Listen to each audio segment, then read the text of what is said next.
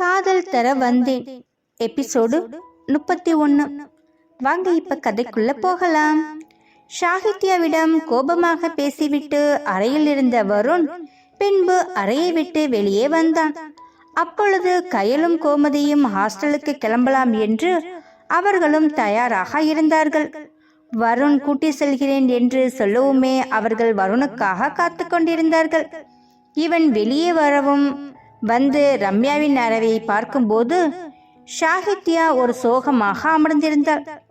ரம்யா என்று அவன் கூப்பிட்டான். சார் சொல்லுங்க சார் என்று ரம்யா கேட்கவும், சாகித்யாவுக்கு இன்னும் எவ்வளோ நாள் ஒர்க் இருக்கு என்று அவன் கேட்கவும், இன்னும் ஒரு நாள்ல கூட ஒர்க் முடிஞ்சிடும் சார். ஏன் சார் என்னாச்சு என்று அவள் கேட்கவும், அந்த ஒர்க்கு எல்லாத்தையும் அவங்க நாளையோட முடிச்சிட்டு இந்த ஆபீஸ்க்கு வரத அவங்க ஸ்டாப் பண்ணிக்க சொல்லுங்க.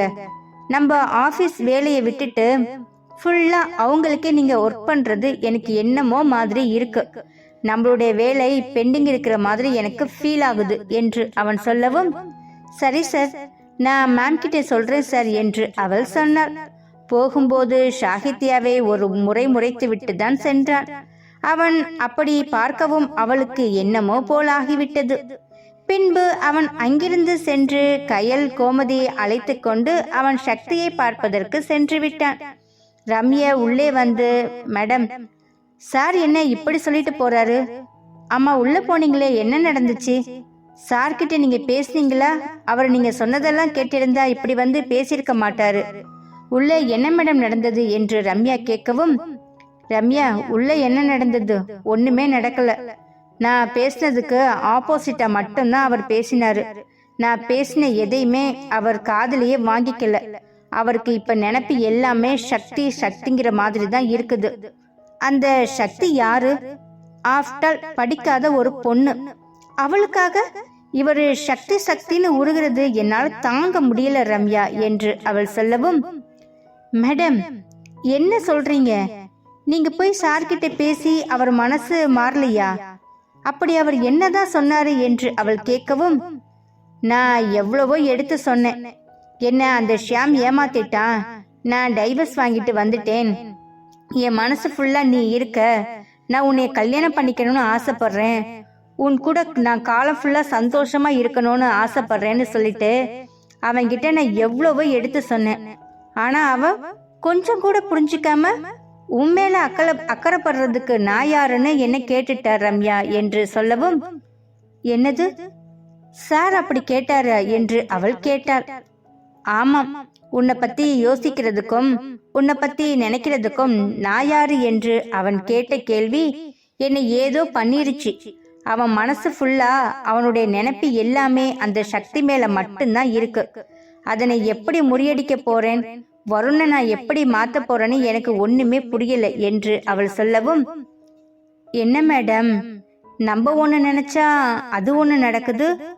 உண்மையாலுமே சாரோட மனசுல அந்த சக்தி தான் நிறைஞ்சு இருக்காளா என்று அவள் கேட்கவும், ஆமாம் ரம்யா, அதுதான் உண்மை. நம்ம மயிலேன்னு இறகு போட்டா அவன் என்னைய ஏறெடுத்து கூட பார்க்க மாட்டான். அவனை நான் எந்த எல்லைக்கு கொண்டுட்டு போய் என் வழிக்கு கொண்டுட்டு வரணுங்கிறத நான் யோசிக்கிறேன் என்று சொல்லவும், மேடம் சார் இவ்வளோ கோவமா சொல்லி இருக்காருன்னா நீங்க ட்ரை பண்றது வேஸ்ட் என்று தான் நான் நினைக்கிறேன். பேசாம நீங்க நார்மலா இதை விட்டுருங்க மேடம். நான் கூட ஏதோ அந்த சக்தியை பழி வாங்கலான்னு சொல்லி உங்ககிட்ட சொன்னேன். ஆனா இது நடக்காதுங்கிறது போது ஏன் மேடம் நீங்க உங்களுடைய லைஃபை ஸ்பாயில் பண்ணிக்கிறீங்க என்று அவள் சொல்லவும், என்ன ரம்யா எனக்கே அட்வைஸ் பண்றியா? நான் ஒரு முடிவு எடுத்துட்டேனா நான் வருணை அடைஞ்சே ஆவேன். அதுக்கு நான் எந்த எல்லைக்கு வேண்டாலும் போவேன். அவனை எப்படி என் வழிக்கு கொண்டுட்டு வரணும்னு சொல்லிட்டு எனக்கு தெரியும், நீயே பாரு என்று அவள் சொல்லவும், ஓகே மேடம் டைம் ஆயிடுச்சு, நம்ம கிளம்பலாமா என்று கேட்கவும், ரம்யா நீ இன்னைக்கு உன்னோட வண்டியில போயிரு, இல்லைன்னா ஆட்டோவில் ஏதாச்சும் பிடிச்சி போயிரு. எனக்கு கொஞ்சம் வெளியில வேலை இருக்கு, நான் அதை பார்த்துட்டு தான் போகணும் என்று அவள் சொல்லவும், பரவாயில்ல மேடம் நீங்க உங்க வேலையை பாருங்க, நான் ஆட்டோ பிடிச்சு போகிறேன் என்று சொல்லிவிட்டு ரம்யாவும் சாகித்யாவும் ஆபீஸை விட்டு வெளியே சென்றார்கள். இங்கு காரில் கோமதியும் கயலும் வருண் 3 பேரும் சென்று கொண்டிருந்தார்கள். என்ன சார் அமைதியா வரீங்க? என்னாச்சு என்று கயல் கேட்கவும், ஒன்னும் இல்லம்மா, சக்திக்கு உடம்பு சரியில்லை, அதான் இப்ப எப்படி இருப்பாளோ என்று சொல்லி ஒரே கவலையா இருக்கு, அவ்வளவுதான், வேற ஒண்ணும் இல்லை என்று சொல்லி அப்படியே அவர்கள் ஹாஸ்டலை நோக்கி சென்றார்கள். ஹாஸ்டல் செல்லவுமே வருண் ரிசப்ஷனில் வெயிட் பண்ணி கொண்டிருந்தான். மேலே சென்ற கயல் சக்தியை அழைத்து வந்து வருணை காண்பித்தாள். என்ன வருண், எனக்கு ஒண்ணு இல்ல, நான் நல்லா தான் இருக்கேன், ஏன் நீங்க இவ்ளோ டென்ஷனா இருக்கீங்க என்று அவள் கேட்கவும், நீ காலையில ஆபீஸ்க்கு வரலன்னு சொல்லவுமே எனக்கு என்னமோ மாதிரி ஆயிடுச்சு, உனக்கு உடம்பு சரியில்லைன்னு சொல்லவும் அப்படியே போட்டுட்டு வரலான்னு தான் பார்த்தேன், ஆனா என்னால மேல வர முடியாது, இங்க மேடம வந்து நான் தொந்தரவும் பண்ண முடியாது, அதனாலதான் ஆபீஸ் முடிஞ்ச கையோட கயல் கூடவே நானும் வந்துட்டேன் என்று அவன் சொல்லவும், எனக்கு சந்தோஷமா இருக்கு, எனக்கு ஒண்ணுனா இப்படி பதறிக்கிட்டு நீங்க வரீங்க பாத்தீங்களா, இப்படிப்பட்ட காதலர் யாருக்கு கிடப்பா சொல்லுங்க பார்க்கலாம் என்று அவள் சொல்லவும், சக்தி உனக்கு ஒண்ணுனா என்னால தாங்க முடியாது என்று அவன் சொல்லவும், சரி வா சக்தி, நம்ம ஹாஸ்பிட்டல் போயிட்டு நம்ம இன்னொரு வாட்டி செக்அப் பண்ணிட்டு என்ன ஏதுன்னு பார்த்துட்டு வரலாம், ஃபீவர் வேற நிக்கலன்னு சொன்ன இல்ல, அதனால நம்ம ஹாஸ்பிட்டல் போயிட்டு வரலாம் என்று அவன் கூப்பிடவும், இல்ல வருண், இப்ப எனக்கு பரவாயில்லை என்று அவள் சொன்னாள். இல்ல சக்தி, நீ வா, நம்ம ஹாஸ்பிட்டல் போயிட்டு எதற்கும் ஒரு செக்அப் பண்ணிட்டு வந்துட்டு அதுக்கப்புறமா எதுவா இருந்தாலும் பார்த்துக்கலாம் என்று சொல்லிவிட்டு அவளை அழைத்து கொண்டு ஹாஸ்பிட்டலுக்கு சென்று அவளுக்கு எடுக்க வேண்டிய டெஸ்ட் அனைத்தையுமே எடுத்து முடித்து டாக்டரிடம் காண்பித்து, டாக்டர் ஒன்றுமில்லை, சாதாரண ஃபீவர் என்று அவள் சொல்லவுமே அப்பொழுதுதான் வருணுக்கு உயிரே வந்தது. நான் தான் சொன்னேன்ல, இந்த ஃபீவர் அக்கா கல்யாணத்துல நிறைய அலைச்சல், அதனால வந்திருக்கும், அவ்வளவுதான், ரெஸ்ட் எடுத்தா நல்லாயிரும், இன்னைக்கு ஒரு நாள் ரெஸ்ட் எடுத்துட்டேன் இல்ல, நாளைக்கு பாருங்க நான் நல்லா ஆயிடுவேன், நீங்க தான் தேவையில்லாம பயந்துகிட்டே இருக்கீங்க என்று அவள் சொல்லவும், எனக்கு உனக்கு உடம்பு முடியலன்னு சொல்லவுமே ரொம்ப பயமாயிடுச்சு என்று அவன் சொன்னான். சரி வாங்க, இப்பதான் டாக்டரு ஒன்னும் இல்லைன்னு சொல்லிட்டாங்கல்ல என்று சொல்லி அவர்கள் இருவரும் காரில் ஹாஸ்டலுக்கு வந்து கொண்டிருந்தார்கள். சக்தி, உன்கிட்ட ஒரு விஷயம் சொல்லணும், என்ன என்று சக்தி கேட்கவும், இன்னைக்கு நம்ம ஆபீஸ்ல என்ன நடந்துச்சு தெரியுமா என்று அவன் சொன்னான். என்னங்க, என்ன நடந்துச்சு, அந்த சாகித்யா இன்னைக்கு என்ன பண்ணுனா தெரியுமா என்று அவன் சொல்லவும், என்னது, சாகித்யா என்ன பண்ணுனாங்க என்று அவள் கேட்கவும், அந்த சாகித்யா நம்ம கையில் காப்பி கொடுத்துட்டு போனதுக்கு அப்புறமா ஒரு 12 மணி இருக்கும், என்னுடைய அறைக்கு வந்தாங்க, வந்துட்டு நானும் ஏதோ வேலை விஷயமா தான் பேச போறாங்கன்னு சொல்லிட்டு உட்காருங்கன்னு நானும் நல்ல மரியாதையா தான் சொன்னேன், ஆனா கொஞ்ச நேரத்துல அவங்களுடைய பிஹேவியர் வேற மாதிரி ஆயிடுச்சு, என்கிட்ட ஒரு மாதிரியா அவங்க பேச ஆரம்பிச்சிட்டாங்க, அவங்க என்ன இன்னமும் காதலிப்பதாகவும் என்ன திருமணம் பண்ண ஆசைப்படுவதாகவும், அது இல்லாம நான் உங்களுக்கு செஞ்ச தப்புக்கு மன்னிப்பு கேட்கறேன்னு சொல்லி என்னென்னமோ பேச ஆரம்பிச்சிட்டாங்க. எனக்கு அதெல்லாம் கேட்க ஒரு மாதிரியா ஆயிடுச்சு, நான் மட்டும் சும்மா விடுவேனா, அவளை நான் கேட்ட கேள்வி இருக்குல்ல, என்ன வேணான்னு சொல்லிட்டு ஒருத்தன் கூட போனவள் தானே நீ, இப்ப என்ன அவனை விட்டுட்டு என்கிட்ட வந்து இருக்கன்னு கேட்டா, கடைசியில இவ உருகி காதலிச்சான்ல, அந்த காதலன் சரியான பொம்பளை பொறுக்கியான், அவனுக்கு ஆல்ரெடி நிறைய பொண்ணுங்க கூட பழக்கம் இருக்கான், அதனால அது தெரிஞ்சதுனால இந்த சாகித்யா அவனை டைவர்ஸ் பண்ணிட்டு வந்துட்டேன்னு சொல்ற, இது எவ்வளவு உண்மைன்னு எனக்கு தெரியல சக்தி என்று வருண் சொல்லவும், என்ன வருண் சொல்றீங்க, அவ டைவர்ஸ் பண்ணிட்டு வந்துட்டாளா என்று அவள் கேட்கவும், அப்படிதான் என்கிட்ட சொன்னான், அது மட்டும் இல்ல, அவ என்கிட்ட என்னென்னமோ சொல்லிட்டு நான் உங்களை காதலிக்கிறேன், உங்களை கல்யாணம் பண்ணிக்கணும்னு ஆசைப்படுறேன் என்கிட்ட சொன்னா, நான் அவங்க கிட்ட தெளிவா எடுத்து சொல்லிட்டேன், என் மனசு ஃபுல்லா சக்தி மட்டும்தான் இருக்காங்க, சக்தி தான் எனக்கு பொண்டாட்டி, சக்தி தவிர நான் வேற எந்த பொண்ணையும் வேறெடுத்து கூட பார்க்க மாட்டேன்னு அவங்க கிட்ட நான் தெளிவா சொல்லிட்டேன், அப்புறம் திரும்ப நான் உங்க மேல உயிரே வச்சிருக்கேன், உங்க மேல நான் இப்ப ரொம்ப கேரிங்கா இருக்கேன், அப்படி இப்படின்னு அவ என்ன வெறுப்பேத்துற மாதிரி பேசிட்ட, உடனே நீ அறையை விட்டு வெளியில போன்னு சொல்லி அவளை கத்தவுமே அவ அமைதியா போயிட்டா. அப்ப கூட போறதுக்கு முன்னாடி என்கிட்ட கடைசியா உங்ககிட்ட கேக்குறேன், என்ன காதலிப்பீங்களா மாட்டீங்களா என்று என்ன கேக்குறா. ஏன் சக்தி, இந்த சாகித்யா எப்படி இருக்கிறா? உன்னை காதலிக்கிறேன் என்று தெரிஞ்சும் ஏன் அவங்க உன்னுடைய காதலை கெடுக்கிற மாதிரி இப்படி பண்றாங்க? அவங்க இந்த மாதிரி எல்லாம் பேசினா நான் அவ பின்னாடி வந்துடுவேன் என்று நினைக்கிறாளா? தெரியல சக்தி, நான் ஒரு தப்பான பொண்ணை லவ் பண்ணிட்டேன்னு எனக்கு தோணுது. நல்ல வேளை அந்த கடவுள் என்ன காப்பாத்திட்டாரு, உன்னை என் கண்ணுல காமிச்சிட்டாரு என்று சக்தியின் கையை பிடித்து அவன் பேசிக்கொண்டே வந்தான். சரி வருண், விடுங்க, இத பத்தி பேசி நீங்க ஏன் டென்ஷனை ஏத்திக்கிறீங்க? அதுதான் அவங்க ஒரு தப்பான எண்ணத்தோட நம்ம ஆபீஸ்க்குள்ள வந்திருக்காங்கன்னு தெரிஞ்சிருச்சுல. அதுக்கப்புறமா அவங்களுடைய ஒர்க்கு முடிஞ்சதுக்கு அப்புறமா அவங்க போயிட போறாங்க. அதை பத்தி நீங்க ஏன் கவலைப்பட்டு இருக்கீங்க என்று அவள் சொல்லவும், நானும் வரையில ரம்யா கிட்ட கேட்டுட்டு தான் வந்தேன். இன்னும் எத்தனை நாளைக்கு வேலை இருக்கணும், அவங்க ஒரே நாள்ல முடிச்சிடுவேன்னு சொல்லி இருக்காங்க.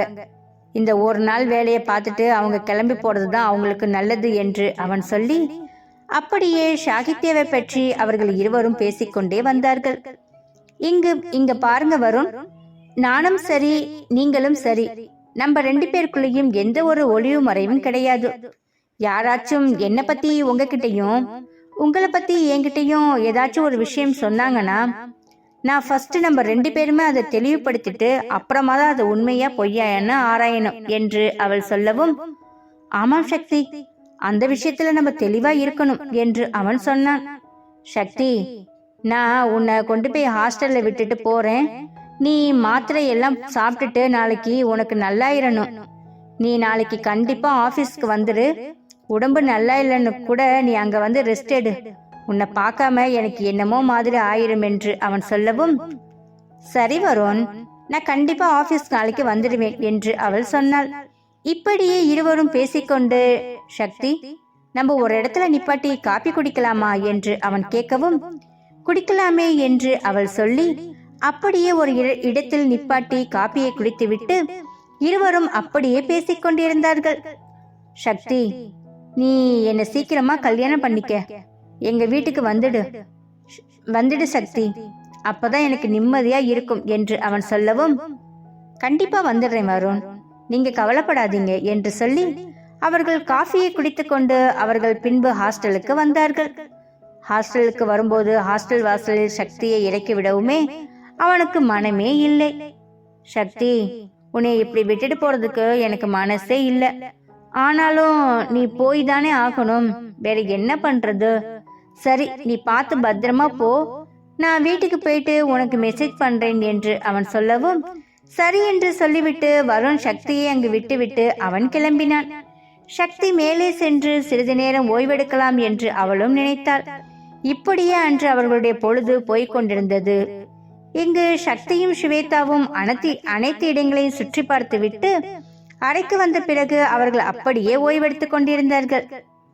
என்ன ஸ்வேதா, என்னாச்சு, ஏன் ஒரு மாதிரியா இருக்க என்று கேட்கவும், இன்னைக்கு நான் ரொம்ப நடந்துட்டேன்னு நினைக்கிறேன், எனக்கு காலெல்லாம் ஒரே வலியா இருக்கு என்று அவள் சொல்லவும், எனது கால் வலிக்குதா என்று அவன் கேட்டான்.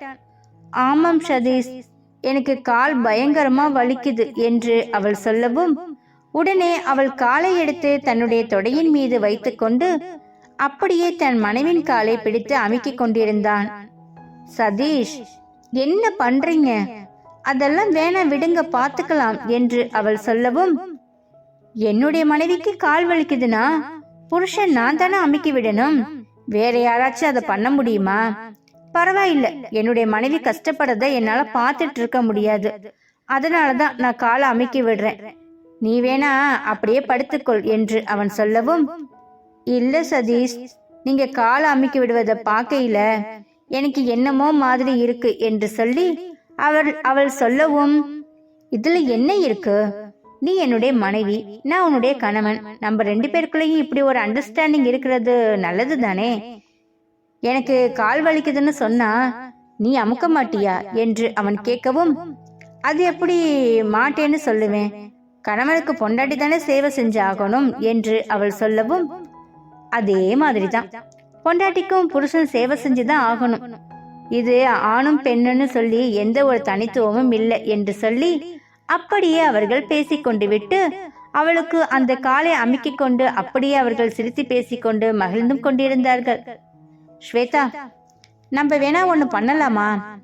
நாளைக்கு இங்கிருந்து கிளம்பி நம்ம மணாலி போயிடலாமா? அங்கே இதே மாதிரி குளிராதான் இருக்கும்.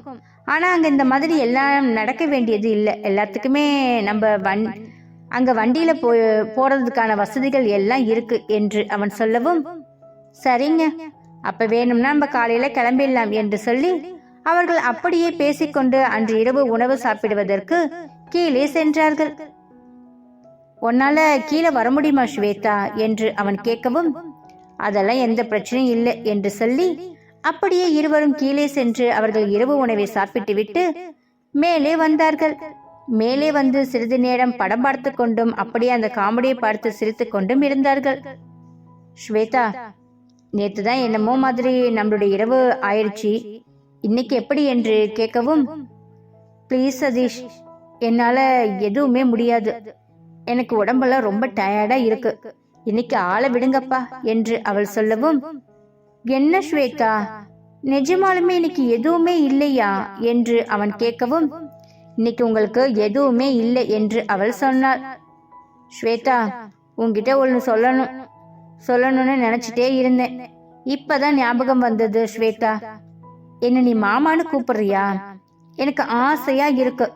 உன் வாயால சொல்லுங்க மாமா, சாப்பிடுங்க மாமா, உட்காருங்க மாமான்னு சொல்றது கேட்க எனக்கு ரொம்ப சந்தோஷமா இருக்கும். என்னைய ஒரே ஒரு வாட்டி மாமான்னு கூப்பிடுறியா என்று அவன் கேட்கவும், மாமான்னு கூப்பிடணுமா என்று அவள் கேட்க, ஏன் கூப்பிட மாட்டியா என்று அவன் கேட்கவும், கூப்பிட மாட்டேன்னு சொல்லல, ஆனா ஃபர்ஸ்ட் டைம் கூப்பிடுறதுக்கு ஒரு மாதிரியா இருக்கு என்று அவள் சொல்லவும், உன் வாயால மாமான்னு கூப்பிடணும்னு சொல்லிட்டு எனக்கு ரொம்ப ஆசையா இருக்கு, எங்க மாமான்னு கூப்பிட்டு பார்க்கலாம் என்று அவன் சொல்லவும், உடனே சதீஷ் மாமா என்று அவள் கூப்பிட்டாள். உடனே ஸ்வேதா, எவ்வளோ இன்பமா இருக்கு தெரியுமா, நீ இந்த மாதிரி மாமான்னு கூப்பிட்டது எனக்கு ரொம்ப சந்தோஷமா இருக்கு, நீ இந்த மாதிரி கூப்பிட்டது என்று சொல்லி அப்படியே இருவரும் பேசிக்கொண்டு அன்று அவர்கள் எதுவும் நடக்காதது போலவே இருவரும் அப்படியே அந்த குளிருக்கு இதமாக அவர்கள் கட்டிப்பிடித்து கொண்டு அவன் சிறு ஊழல் செய்யலாம் என்று நினைத்திருந்தான். என்ன சதீஷ், எனக்கு தான் உடம்பு டயர்டா இருக்குன்னு சொன்னல்ல என்று அவள் சொல்லவும், நான் உன்னை எதுவுமே பண்ணல, என்னுடைய மனைவியை கட்டி பிடிச்சிட்டு அப்படியே அவளுக்கு முத்தம் கொடுத்துட்டு அப்படியே இந்த மாதிரி இறுக்கி அணைச்சிட்டு இந்த குளிருக்கு இதமா உன்னை நான் போத்திக்கிட்டு அப்படியே படுத்துட்டேன், உன்னை நான் எதுவுமே இன்னைக்கு செய்ய போறதில்லை என்று அவள் சொல்லவும், செய்ய போறதில்லை என்று சொல்லிட்டு இந்தோ இப்படி என்னை பிடிச்சிட்டு இருக்கீங்களே, இது பத்தாதா எதுவும் செய்யறதுக்கு என்று அவள் கேட்கவும், ஏன் பொண்டாட்டிய இறுக்கி அணைச்சிட்டு தான் இருக்கேன், நான் எதுவுமே பண்ணலையே என்று அவன் சொல்லவும், எதுவுமே பண்ணலாட்டினாலும் இப்படி பிடிச்சுக்கிட்டு இருந்தா உங்களுக்கு எதெல்லாம் பண்ணதான் தோணும் என்று சொல்லி அப்படியே இருவரும் பேசிக்கொண்டிருந்து பிறகு சிறு சிறு ஊடலை செய்து கொண்டு அவர்கள் அன்று உறங்கினார்கள். சக்தி இங்கு ஹாஸ்பிட்டலுக்கு சென்று வந்த பிறகு அவள் இரவு உணவை சாப்பிட்டு விட்டு மருந்து மாத்திரை போட்டுக்கொண்டு அவள் உறங்குவதற்கு ஆயத்தமானாள். அப்பொழுது கயல் சக்தியிடம் வந்து, சக்தி, இன்னைக்கு ஆபீஸ்ல ஒரு பெரிய விஷயம் நடந்துச்சு என்று அவள் சொல்லவும், அப்படி என்ன நடந்துச்சு என்று அவள் கேட்க, அந்த சாகித்யா இல்ல சாகித்யா, அவ நம்ம வருண் சார் அறையில ரொம்ப நேரம் இருந்தா, நானும் ஏன் இவ்வளவு நேரம் பேசுறாங்கன்னு நினைச்சேன், ஆனா அறையை விட்டு வெளியே வரும்போது சாகித்யாவோட முகம் சரியில்லை, என்னமோ மாதிரி இருந்துச்சு, ஒருவேளை சாருக்கிட்ட திட்டு வாங்கியிருப்பாளான்னு கூட எனக்கு எண்ணம் தோணுச்சு, சரியாதான் அத பத்தி உன்கிட்ட சொல்லலான்னு நினைச்சேன் என்று அவள் சொல்லவும், நீ கணித்தது உண்மைதான், சாகித்யா நல்லா வருண் கிட்ட திட்டு தான் வாங்கிட்டு வந்திருக்காள் என்று அவள் சொல்லவும், என்ன சக்தி சொல்ற என்று அவள் கேட்க, பிறகு வருண் சொன்ன அனைத்து விஷயத்தையுமே கையலிடம் சொல்லவும், அடி பாவி, நம்ம சார்கிட்ட போய் இப்படியா பேசுனா, என்ன தைரியம் இருந்தா வருண் சாரை இன்னமும் காதலிக்கிறேன்னு போய் சொல்லி இருப்பா, நீ வருண் சாரை காதலிக்கிறேன்னு தெரிஞ்சும் அவளுடைய காதல சொல்லி இருக்கானா, அவளுக்கு எவ்வளோ தைரியம் இருக்கும் என்று கயல் சொல்லவும், இதெல்லாம் நம்ம எதிர்பார்த்தது தானே கயல், இதை நம்ம அதிர்ச்சியா கேட்கறதுக்கு ஒண்ணுமே இல்லை. அவ வருணை தன் பக்கம் கொண்டு வருவதற்கு அவ பக்கம் என்னென்ன இருக்கோ அது எல்லாத்தையும் பண்ணலான்னு சொல்லி அவங்க ட்ரை பண்ணிட்டு இருக்காங்க. அவங்க ட்ரை பண்ற மாதிரி அவங்க ட்ரை பண்ணட்டும். ஆனா வருண் எதுக்கும் ஈடு கொடுக்க மாட்டாரு. அவங்க பாவம் தெரியல என்று அவள் சொல்லவும், அது சரி, உன்கிட்ட எல்லா விஷயத்தையும் சார் சொல்லிட்டாரா? இதுக்கப்புறமா சொல்றதுக்கு ஒண்ணு இல்ல. சரி சக்தி, நான் போய் படுக்கிறேன் என்று சொல்லிவிட்டு கயல் அவள் கட்டிலுக்கு சென்று அவள் உறங்குவதற்கு ஆயத்தமானாள். இங்கு வருண் வீட்டிற்கு சென்ற பிறகு சுமதியிடம் அவள் ஹாஸ்பிட்டலுக்கு கூட்டி வந்து போன அனைத்து விஷயங்களையும் சொல்லிவிட்டு அவனும் அன்று இரவு சாப்பிட்டு விட்டு அறைக்கு சென்று இரவு உடைய மாற்றிவிட்டு சக்திக்கு போன் பண்ணலாமா மெசேஜ் பண்ணலாமா என்கின்ற முடிவுக்கு அவன் வந்தான். பின்பு சக்தினால மெசேஜ் பண்ண முடியாது, 2 வார்த்தையாச்சும் அவகிட்ட பேசிடலாம் என்று சொல்லி அவன் போனை எடுத்து சக்திக்கு போன் செய்தான். ஹலோ சக்தி, சாப்பிட்டியா? மாத்திரை போட்டியா? இப்ப உடம்பு எப்படி இருக்கு என்று அவன் கேட்கவும், உடம்பு நல்லா இருக்கு வருண், எந்த பிரச்சனையும் இல்ல. ஆமா, நீங்க சாப்பிட்டீங்களா என்று அவள் கேட்கவும், நானும் சாப்பிட்டேன், வீட்டுக்கு வந்துட்டேன். அம்மா கிட்ட தான் எல்லா விஷயத்தையும் சொன்னேன். அம்மா உன்னை நினைச்சு ரொம்ப ஃபீல் பண்ணாங்க. அப்புறமா டாக்டர் ஒண்ணு இல்லைன்னு சொன்னதுக்கு அப்புறமா தான் அம்மா சமாதானத்துக்கே ஆனாங்க என்று சொல்லி அப்படியே இருவரும் பேசிக்கொண்டிருந்தார்கள். சக்தி, இப்ப உன் உடம்புக்கு எப்படி இருக்கு என்று அவன் கேட்கவும், நிஜமாலுமே சொல்றேன் வருண், உடம்பு இப்ப நல்லா இருக்கு. அந்த இன்ஜெக்ஷன் போட்டதுக்கு அப்புறமா எனக்கு இப்ப எதுவுமே தெரியல, நான் நல்லா இருக்கேன். இப்ப ஒருவேளை மாத்திரையும் போட்டுட்டேனா காலையில இன்னும் ஃப்ரீயா ஆயிடுவேன் என்று அவள் சொல்லவும், ரொம்ப சந்தோஷம் சக்தி, நீ நல்லா இருந்தா எனக்கு சந்தோஷம் என்று சொல்லி அப்படியே பேசிக்கொண்டிருந்தார்கள். சக்தி, கார்ல வரும்போது நீ என் பக்கத்துல இருக்கவும் எனக்கு என்னென்னமோ தோணுச்சு.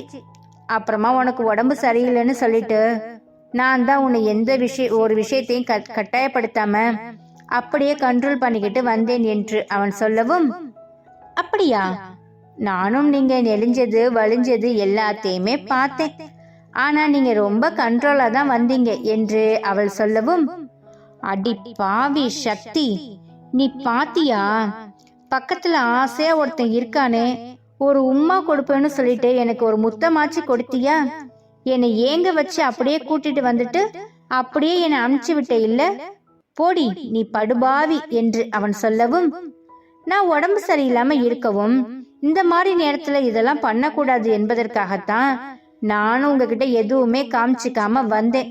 ஆனா நீங்க எப்ப என் கைய புடிச்சு பேச ஆரம்பிச்சீங்களோ அப்பவே எனக்கு உடம்புக்குள்ள ஏதோ ஒரு மாற்றம் இருக்கத்தான் செஞ்சது. உங்களுடைய கை என் மேல படப்பட எனக்கு என்னமோ பண்ண ஆரம்பிச்சது. நானும் என்னை கண்ட்ரோல் பண்ணிட்டு தான் வந்தேன். அதுக்கப்புறமா உங்ககிட்ட இத பத்தி சொல்லலான்னு தான் இருந்தேன். சரி வேணான்னு அப்படியே விட்டுட்டேன். எனக்கும் ஆசை இருக்கத்தானே செய்யும் என்று அவள் சொல்லவும், ஆசை இருந்தா அதை என்கிட்ட சொல்லணும், இப்படி மூடி மறைச்சிட்டு இருக்க கூடாது என்று சொல்லி அப்படியே அவர்கள் சிறிது நேரம் பேசிவிட்டு பிறகு இருவரும் போனை வைத்த பிறகு அன்று இரவு நிம்மதியாக உறங்கினார்கள்.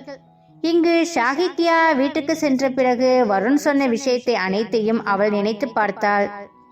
வருண், என்னை ரொம்ப கேவலமா நினைச்சிட்ட. உன்னை காதலிக்கிறேன் என்று சொல்லவும் என்ன நீ உதறி தள்ளிட்டல்ல. நீ எப்படி என் வழிக்கு வருவன்னு சொல்லிட்டு நான் உன்னை கொண்டுட்டு வரேன் வருண். இந்த சாகித்யா பத்தி நீ சாதாரணமா எடை போட்டுட்ட. இந்த சாகித்யா நினைச்ச என்ன வேணாலும் பண்ணுவாங்கிறத நான் காமிக்கிறேன் வருண் என்று சொல்லி அவள் வருணை பற்றி சக்தியை பற்றி நினைத்து கொண்டு அவன் அசிங்கப்பட்டதையோ அவள் ஒரு கேவலமாக நினைத்தாள். நான் எவ்வளோ நம்பிக்கையா அந்த ரம்யா கிட்ட வருண் என் பக்கம் கொண்டு வந்துடுவேன் என்று சொல்லிட்டு போனேன். ஆனா என் முகத்துல கரிய பூசுற மாதிரி உன்னை நினைச்சு நான் ஏன் ஃபீல் பண்ணணும்னு சொல்லி வருண் கேட்டுட்டாரு. அந்த கேள்வி எனக்கு ரொம்ப அசிங்கமா இருக்கு என்று நினைத்து கொண்டு அப்படியே அவள் அதை நினைத்து அன்று உறங்காமல் பிறகு அவள் உறங்கினாள். இப்படியே ஒவ்வொருவரும் ஒவ்வொரு நினைப்போடும் ஒவ்வொரு சந்தோஷத்தோடும் கவலையோடும் அன்று உறங்கினார்கள். அடுத்த நாள் காலை கதிரவன் மிகவும் அழகாக அனைவருக்குமே காட்சியளித்தான். சக்தி என்றும் இல்லாதது போல அன்று சீக்கிரமாக எழுந்து அவளும் ஆபீஸுக்கு கிளம்பினாள். பிறகு அனைத்து வேலைகளையும் முடித்துவிட்டு வருணும் அவனுடைய வேலைகள் அனைத்தையும் முடித்துவிட்டு அனைவருமே ஆபீஸுக்கு வந்தார்கள். ஆபீஸுக்கு வந்து அவரவர்கள் அவர்களுடைய வேலையை பார்த்து கொண்டிருந்தார்கள். சாகித்யா அவளுடைய அறைக்கு வந்த பிறகு, ரம்யா இன்னையோட ஆபீஸை விட்டு போகணும்னு சொல்லி இருக்காரு. அதனால இன்னைக்கு நான் ஒரு திட்டம் வச்சிருக்கேன். அந்த திட்டத்தை நம்ம 2 பேரும் சேர்ந்து தான் பண்ணணும் என்று அவள் சொல்லவும், என்ன மேடம் திட்டம் வச்சிருக்கீங்க என்று அவள் கேட்க, அது எல்லாமே நான் அப்புறமா சொல்றேன், இப்ப இருக்கிற பெண்டிங் வேலையை முடிச்சிடலாம் என்று சொல்லி அவர்கள் அப்படியே அவர்களுடைய வேலையை பார்க்க ஆரம்பித்தார்கள். இங்கு வருண் ஆபீஸுக்கு வரவுமே வழக்கம் போல அவள் காப்பியை எடுத்துக்கொண்டு சக்தி கொடுப்பதற்காக சென்றாள். சக்தியை பார்த்ததுமே வருணுக்கு மிகவும் சந்தோஷமாகிவிட்டது. சக்தி, உன்னை பார்த்ததுக்கு அப்புறமா தான் எனக்கு நிம்மதியா இருக்கு. சரி, இப்படி உட்காரு என்று அவன் சொல்லவும் அந்த காப்பியை கொடுத்துவிட்டு அப்படியே அவள் அங்கு அமர்ந்திருந்தாள். என்ன வருண், என்னாச்சு என்று அவள் கேட்கவும், நேத்துதான் மேடம் எதுவுமே கொடுக்காமல் எதுவுமே வாங்காமல் போயிட்டீங்க, இன்னைக்கு ஏதாச்சும் கிடைக்குமா என்று அவன் கேட்கவும், வருண் இது ஆபீஸ், என்ன பேச்சு பேசுறீங்க என்று அவள் கேட்கவும், இது ஆபீஸ்ல, சரி இப்போ உன்னுடைய உடம்பு எப்படி இருக்கு என்று அவன் கேட்கவும், என்னுடைய உடம்பு ரொம்ப நல்லா இருக்கு, எந்த பிரச்சனையும் இல்லை என்று அவள் சொன்னாள். சரி சக்தி, இன்னைக்கு நம்ம 2 பேரும் எங்கேயாச்சும் வெளியில போகலாமா? உன்னை எங்கேயாவது கூட்டிட்டு போகணும்னு எனக்கு ஆசையா இருக்கு என்று அவன் சொல்லவும், அவள் சிறிது நேரம் யோசனைக்கு பிறகு, என்ன சக்தி, என்ன அப்படி யோசிக்கிற என்று அவன் கேட்டான்.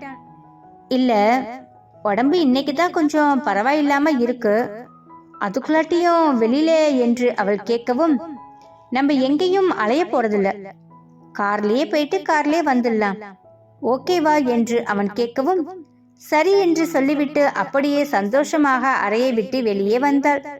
வெளியே சிரித்துக்கொண்டே வந்த சக்தியை பார்த்ததும் ரம்யாவும் சாகித்யாவும், அங்க பாரு, நேத்து அந்த அறைக்குள்ள போனப்ப என்ன அள வச்சு வெளியில அனுப்பிச்சான், இன்னைக்கு அவ சிரிச்சுக்கிட்டே வெளியில வரா, இத பார்க்க பார்க்க எனக்கு ஏதோ மாதிரி இருக்கு ரம்யா என்று அவள் சொல்லவும், மேடம் எனக்கு கூட தான் அந்த சக்தி சிரிக்கிறத பார்த்த எரிச்சலா வருது என்று அவள் சொல்லி அப்படியே இருவரும் பேசிக்கொண்டு விட்டு, இந்த சிரிப்பு தான் அவளுடைய லாஸ்ட் சிரிப்பா இருக்கணும் ரம்யா என்று சாகித்யா சொல்லவும், அப்படி என்ன மேடம் பண்ண போறீங்க என்று அவள் கேட்க, எல்லாத்தையும் நான் பொறுமையா சொல்றேன், வெயிட் பண்ணு என்று சாகித்யா சொல்லவும், மேடம் ஆனா ஏதோ பெரிய பிளான் போட்டு இருக்கீங்க மட்டும் தெளிவா தெரியுது, ஆனா அது என்னன்னு பிளான் தான் எனக்கு தெரியல. ஓகே, நம்ம வேலையை முடிச்சுட்டு அதுக்கப்புறமா எனக்கு நீங்க பொறுமையாவே சொல்லுங்க என்று ரம்யா சொல்லவும் அப்படியே அவர்கள் அவர்களுடைய வேலையை பார்த்து கொண்டிருந்தார்கள். இங்கு சதீஷும் ஸ்வேதாவும் காலையில் எழுந்து அவர்கள் அங்கு அந்த குளிருக்கு இதமாக ஒரு காப்பியை குடித்துவிட்டு அவர்கள் மணாலி கிளம்பலாம் என்கின்ற முடிவுக்கு வந்தார்கள். பிறகு ரூமை காலி செய்துவிட்டு அவர்கள் ஒரு டாக்ஸியை புக் செய்து அவர்கள் பயணத்தை தொடங்குவதற்கு ஆரம்பித்தார்கள்.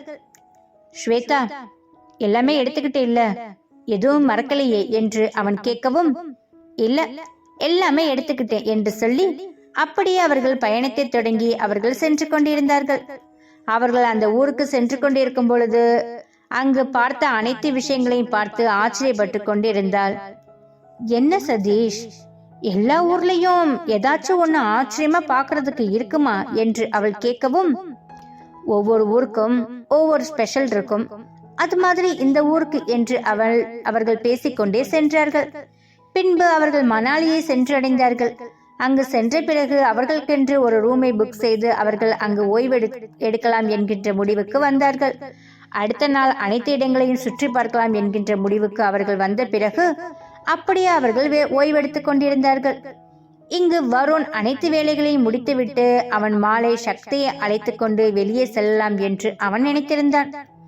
கோமதியும் கயலும் சக்தியிடம் வந்து, சக்தி கிளம்பலாமா என்று கேட்கவும், நான் வருண் கூட கொஞ்சம் வெளியில போக வேண்டிய வேலை இருக்கு, நான் போயிட்டு நேரா ஹாஸ்டலுக்கு வந்துடுறேன், நீங்க பார்த்து பத்திரமா போங்க என்று அவள் சொல்லவும், சரி சக்தி, உடம்பு வேற சரியில்லை, இப்பதான் நல்லா இருக்கு, சீக்கிரமா வந்துரு என்று கயல் சொல்லவும், சரி என்று சொல்லிவிட்டு அவர்கள் அங்கிருந்து சென்றார்கள். இங்கு வருண் அறையை விட்டு வெளியே வந்த பிறகு, சக்தி போகலாமா என்று அவன் கேட்கவும், சரி என்று சொல்லிவிட்டு அவர்கள் இருவரும் அங்கிருந்து சென்றார்கள். ஆமா, இவங்க 2 பேரும் எங்க போறாங்க என்று அவள் கேட்கவும், தெரியவில்லை மேடம். சாகித்யா மேடம், நீங்க ஏதோ பிளான் வச்சிருக்கீங்கன்னு சொன்னீங்க, என்னாச்சு என்று கேட்கவும், அவங்க எங்கேயோ போறாங்க, 2 பேரும் ஒன்னா இருக்கும்போது அதை நம்ம பண்ண முடியாது, அவங்க 2 பேரும் தனித்தனியா இருக்கும்போது தான் நம்ம பண்ண முடியும். உனக்கு வீட்டுக்கு போனதுக்கு அப்புறமா நான் ஃபோன் பண்றேன். நாளைக்கு எப்படியும் நான் இங்க வரமாட்டேன், ஒர்க்கு எல்லாமே முடிச்சிட்டேன், அதனால நான் வீட்டுக்கு போயிட்டு உனக்கு ஃபோன் பண்ணி என்ன பண்ணணும் ஏது பண்ணணும்னு உன்கிட்ட சொல்றேன். அது மாதிரி நீ எல்லாமே பண்ணிட்டேன்னா நாளைக்கு அந்த சக்தியும் வருணும் பிரிஞ்சிடுவாங்க. அப்புறம் அந்த வருணுக்கு வேற வழி இல்லை, அவன் என்னதான் கல்யாணம் பண்ணி ஆகணும், ஏன்னா அங்க நடக்க போற விஷயம் அப்படி என்று அவள் சொல்லவும், மேடம் ஏதோ பெருசா பண்ண போறீங்க, சரி ஓகே, அதுக்காக நான் ஆர்வமா இருக்கேன் என்று சொல்லி அப்படியே இருவரும் பேசிக்கொண்டே சென்றார்கள். பின்பு வருணும் சக்தியும் அவர்கள் காரில் ஏறி அப்படியே பேசிக்கொண்டே வெகு தூரம் அவர்கள் காரில் சென்று கொண்டிருந்தார்கள். சக்தி, இப்பதான் எனக்கு சந்தோஷமா இருக்கு, நீ உடம்பு சரியில்லாம இருக்கும்போது உம்முன்னு இருக்க இல்ல, அது எனக்கு கொஞ்சம் கூட பிடிக்கல, இந்த மாதிரி நீ கலகலன்னு இருந்தாதான் எனக்கு சந்தோஷமா இருக்கு என்று அவன் சொல்லவும், நான் இப்படி இருக்கிறது தான் உங்களுக்கு பிடிச்சிருக்குன்னா நான் எப்பவுமே இந்த மாதிரி சிரிச்சுக்கிட்டே தான் இருப்பேன் என்று சொல்லி அவர்கள் இருவரும் அப்படியே பேசிக்கொண்டே சென்றார்கள். நாளைக்கும் வருணுக்கும் சக்திக்கும் என்ன நடக்கப் போகிறது என்று தெரியாமல் அவர்கள் மிகவும் சந்தோஷமாக சென்று கொண்டிருந்தார்கள். இந்த கதை உங்களுக்கு பிடிச்சிருந்துச்சுன்னா இந்த கதைக்கு ஒரு லைக் அண்ட் ஷேர் கொடுத்துட்டு மறக்காம நம்மளுடைய சேனலை நீங்க சப்ஸ்கிரைப் பண்ணிக்கோங்க. தேங்க்யூ.